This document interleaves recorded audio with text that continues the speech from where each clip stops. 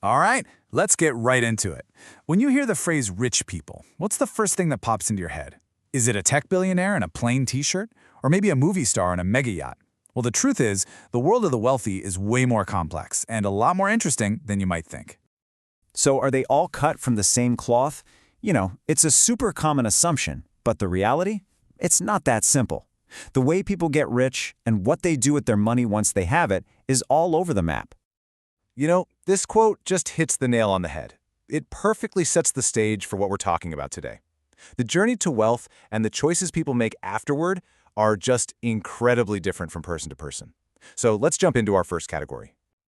Okay, first up, we have the group that, let's be honest, gets all the headlines. These are the people who get rich, and they get rich fast. Their stories are all about catching a massive wave of opportunity, but often they forget to bring a surfboard. So meet the just got rich. Now this isn't just new money. This is fresh out of the oven money. They hit it big, maybe in a new industry, but they never expected it to happen so quickly. And that's the problem, right? Their bank account grew way faster than their financial know-how. And here you can see the classic playbook for this group. It's almost a checklist. They're all about showing off the wealth, which means buying liabilities, the flashy cars, the designer clothes, instead of assets that actually make them more money. And they live by this really dangerous mantra, I'll just make more. But what happens when that luck runs out? And right on their heels, you've got the all-in rich. This is a whole new breed. Think of pro poker players who win millions, or those early crypto investors who bet the farm on a single digital coin. Their entire mindset is high risk, double or nothing. They're always looking for that one big play that can change their life overnight without a whole lot of day-to-day grind. All right, now let's do a complete 180. We're going from sudden windfalls to the complete opposite, the architects. These are the folks who build their fortune slowly, deliberately, brick by brick, through years and years of incredibly hard and often stressful work. This table here, it just lays out the different flavors of the grind perfectly. First, you've got the real estate rich. These people are disciplined. It's a slow and steady game for them, all about that long-term cash flow. Then, there's the trading and hedge fund rich. These guys are stressed, living and dying by that one massive yearly bonus. And finally, you have the serial entrepreneur. For them, it's not just about the money, they're passionate about solving the next big, complicated puzzle. Three very different approaches, but they all share one thing in common. And that's the thing that connects them all, the absolutely brutal personal cost. For every single one of these architects, their wealth is built on a foundation of insane pressure, unbelievably long hours, and that constant nagging fear in the back of their mind that one wrong move could bring the whole thing crashing down. Okay, so we've talked about wealth that's built from scratch. Now let's pivot. What about wealth that's inherited?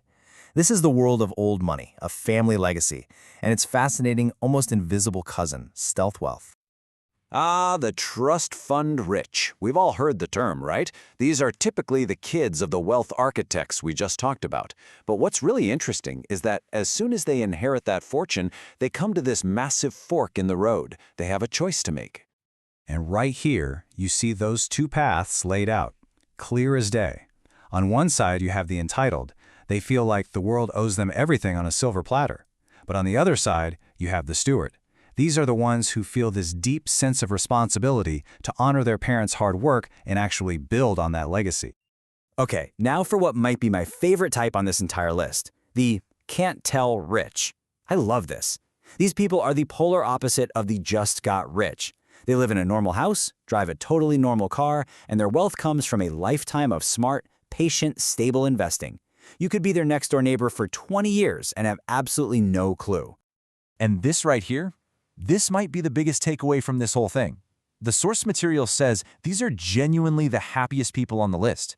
And it makes perfect sense, right? By not feeling the pressure to show off their wealth, they completely avoid that toxic comparison trap. It really hammers home the idea that maybe the goal isn't just to be rich, it's to be happy. Next up is a really interesting category. These are the people whose wealth and public identity are basically the same thing. For them, having a fortune isn't just about the money, it's about having a massive platform. So you've got the public figures. First, the celebrity rich. Think actors, athletes, musicians. It's often first-generation money, and they're constantly fighting against the ticking clock of fame, all while dealing with the insane pressure to maintain this super expensive aspirational lifestyle. Then you have the I wrote that book rich. The successful authors. They have a diehard fan base, but they often live with this constant nagging fear of being an imposter. And then you have this other group, the mission-driven folks. But even here, there's a huge difference. You have the philanthropic rich, who often come from older money and use their incredible connections to fund projects that can literally save communities or entire species. Then, on the other hand, you have the motivational speaker rich, who make their money by selling the dream of getting rich, usually by just repackaging the latest trends into pricey seminars. All right, so we've gone through all these different types, how people make money, how they spend it, how they inherit it. But for this last part, let's actually turn the camera around and focus on you. We're going from just describing rich people to outlining a path that you can actually choose to follow. And that leads us to this final and maybe most important archetype, the soon-to-be rich. And listen, this has nothing to do with how much money is in their bank account right now. It is all about their mindset and the daily actions they're taking.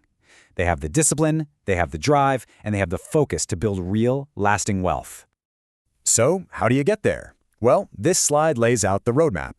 It's simple, but man, it is not easy. There's no secret formula here. It's about committing to your own financial education. It's about having the discipline to stick with the fundamentals instead of chasing every hot new trend. It's having the wisdom to see those get-rich-quick schemes for what they are. And most of all, it's just about having the grit to keep pushing forward, day in and day out. So, as we wrap this up, I've got to ask you, after seeing all these different types of wealth, the good, the bad, the stressful, which one resonated with you the most? And more importantly, what path are you consciously, deliberately building for yourself, starting today?